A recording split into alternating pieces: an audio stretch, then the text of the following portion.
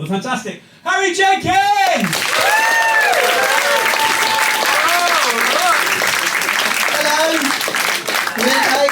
Hello. Wow, bloody hell, Alex wasn't lying. They are a pair of knees. Fair play, I'm impressed.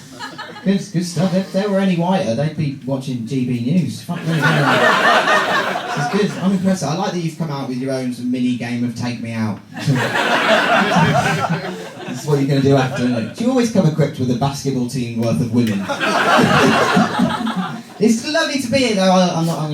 It's not my style. I'm not going to take the piss. I'm quite scared of you. You batter the shit out of me.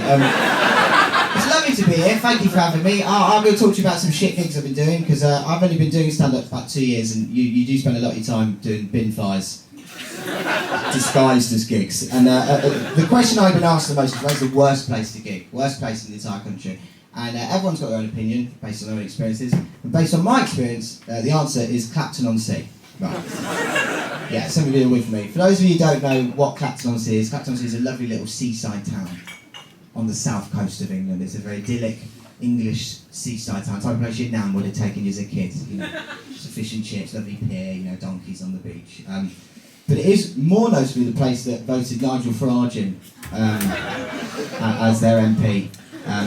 He is a hero there, ladies and gentlemen. They've basically got a statue of him up already, and that is where I did comedy. I don't know if any of you in this room have ever been given the task of trying to entertain a room of people who have collectively given up. But that is a tough gig. Yeah. Has anyone here tried to bring happiness to the unloved? Because I've been taught from a young age that laughter is the best medicine. We all get taught that, don't we? And it's a lovely phrase because it's true. It's universally accepted. Laughter will always be the best medicine. But I learnt on the 15th of October last year that phrase has not quite got to Clacton. Because that place is terminally ill.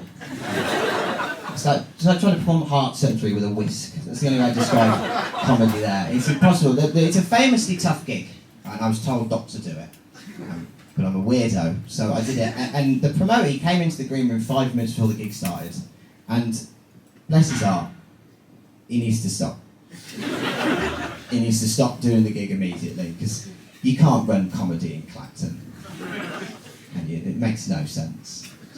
It's like running a Black Lives Matter fundraiser in, well, Clacton. Yeah.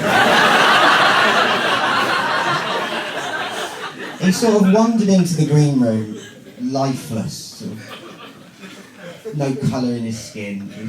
He looked like he's got nothing left to give the industry. So he looked like someone who put a jacket on a cobweb. He had the charisma of, you know, the dressing gown that hangs on the back of your bathroom door. This is what he looked like. He looked like if an electric hand driver went off by accident, he'd die.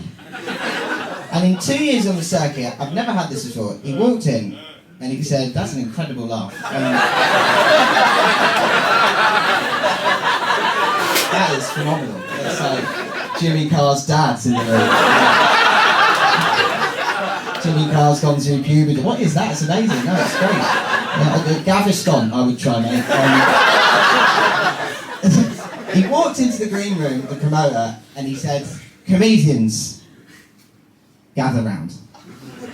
Like it was the Hunger Games. Like he was about to send us over the top of the song.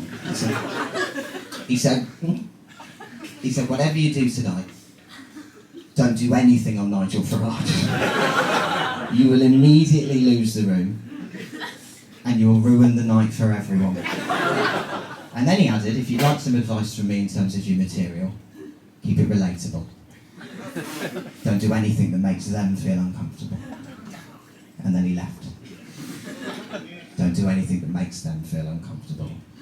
Keep it relatable. That's what he said. He had booked 3 acts that night, ladies and gentlemen. Myself, a Bangladeshi comic who happens to be gay, and a black male from Croydon. I felt like the white sugar babe. I'm a straight white male, believe it or not. I'll probably be fine at that gig. Right, the odds are in my favour. Booking those two, I would argue, constitutes a hate crime. What are they meant to do? Lambs to the fucking slaughter. Don't do anything that makes them feel good. Them being 300 angry, pissed, racist pensioners. The headline, he's a great comic, he's one of the best in the business. His entire set is about growing up in Jamaica. And he was told 5 minutes before a gig, in what is widely regarded as the most racist place in England, to keep it fucking relatable. You'd have been better off just being asked to do the gig in Spanish. Do you know what, mate? Do the gig via the medium of flash dance. That'd be better. But the gig was fine. Thank you for asking. I absolutely slapped it. Just chat GPT, loads of misogynistic stuff. Absolutely went down there. But I got speaking to a local after the gig. His name was Roger. Obviously. He's only going to be called Roger. He looked like a Roger.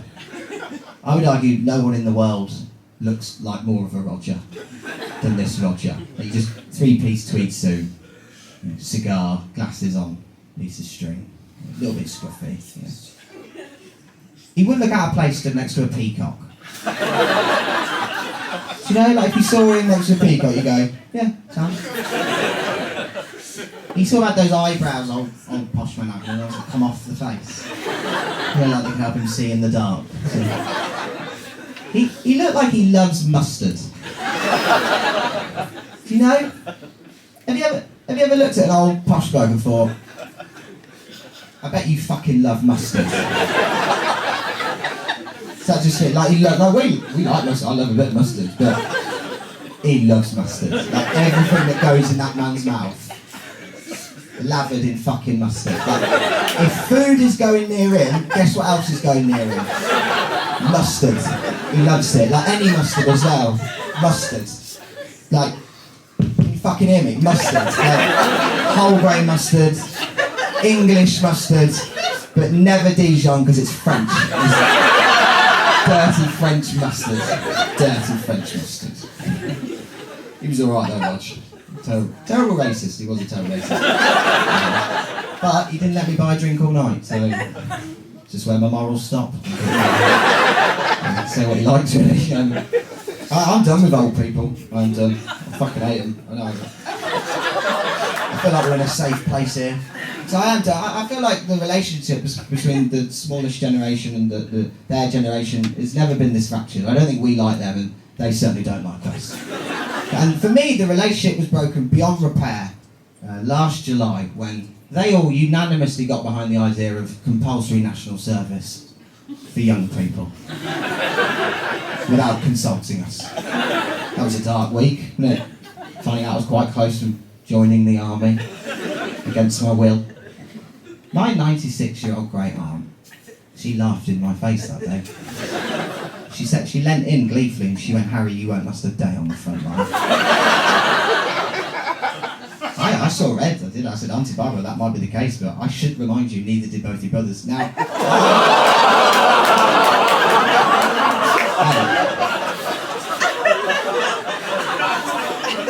I know it sounds harsh, but where I'm from, you chat shit, you got fucking bangs, you know? Especially when you're dealing with a babyface killer, you know? Stupid bitch. She needs to not come to the knife fight with a water pistol, that's what I mean. Turns out though, I actually got it wrong because it wasn't the war that got them, it was polio, so joke was on me. But the Times reported, I don't know if you saw this last week, that only 1 in 10 Gen Zers would risk their life for this country. Did we see that? And the tone of the article was that they were shocked. They couldn't believe it. Only 1 in 10 Gen Zers would risk their life for this country.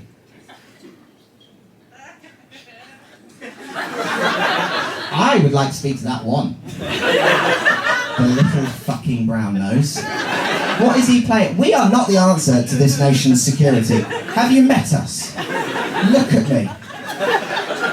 I can't go to the desert and fight for your liberty.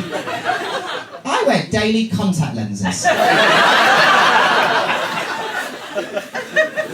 It wouldn't be ISIS that wiped me out, it'd be a gust of wind. One light sounds so big fuck. I can't go in to protect you. Look at the state of me. I'm not built for the trenches. It took my that girlfriend 2 years to stop me screaming, "Yes, chef," when the microwave pinged.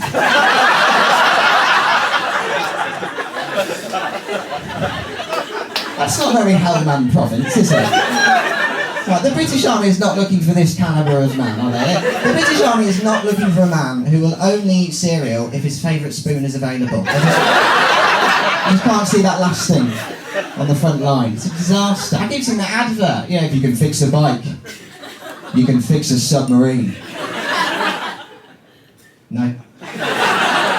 No, I can't. Do you know what? Maybe one day I could be taught to fix a bike. But a submarine, you can all go suck your mothers.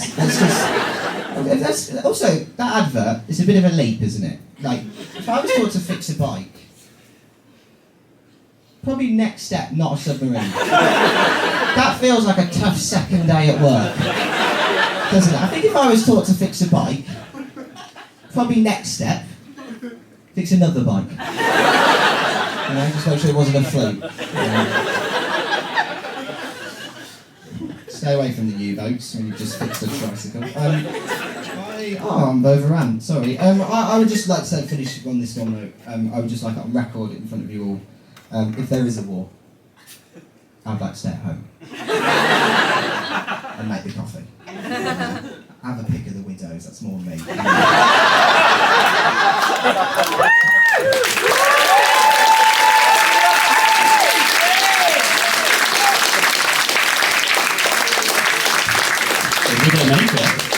Look, we've got one more act. You're absolutely fantastic headliner. Are you excited for your headliner? Absolutely love it. Please put your hands together.